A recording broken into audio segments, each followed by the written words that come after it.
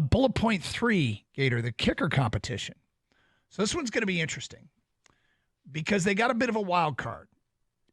Jake Bates had a field goal make percentage that I think would rank him 29th in the NFL last year, what he did in the USFL. Now, to be fair, he also missed a bunch from 50 plus. Most of his misses, I think 4 of his 5 misses in the USFL were from 50 plus. So he was missing those kicks while also making kicks from 64, 62, and 60 yards. And in the 50s. Yes. So we're talking about a guy who's got an absolute cannon, a howitzer of a leg, that he has got to find a way to dial it in a little bit more. He can go win this job. Without question, he can go win this job. We could get into a very weird and tough decision where do you have the guy that's more consistent, the guy that doesn't have the leg strength, or do you take the guy that can kick a field goal from his own side of the 50, where he's standing on his own side of the 50?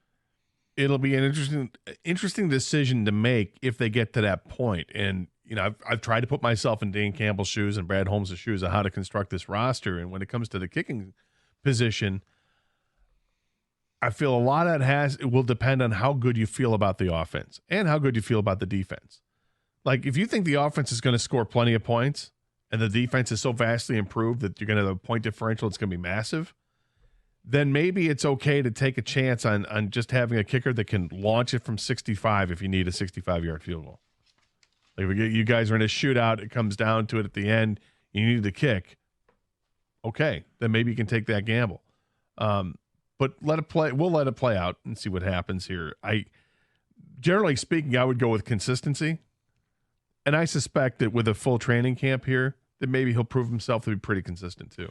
Why do you think Jake Bates is a Lion today and didn't sign with another team? I think in part just familiarity and being right there at Ford Field and having played there. And because the Lions contacted him. There were a couple of teams that did, but Lions were one of them.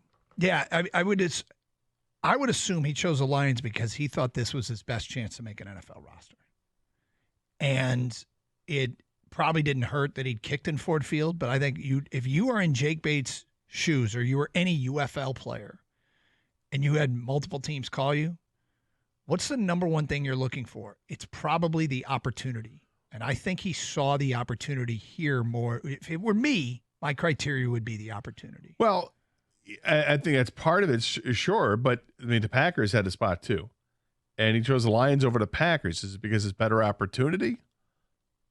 I'm not sure. I mean, the Packers went right. What they do? They went out and signed the guy from Michigan. The Lions. James Turner. Yeah, the Lions dropped. So, was there equal opportunity with the Packers and the Lions? It sounds like there's equal opportunity. But what's the better situation? Is it familiarity?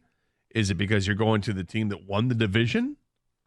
It probably is. They kick inside. It's probably indoors. It's probably being indoors, which leads to the familiarity. So.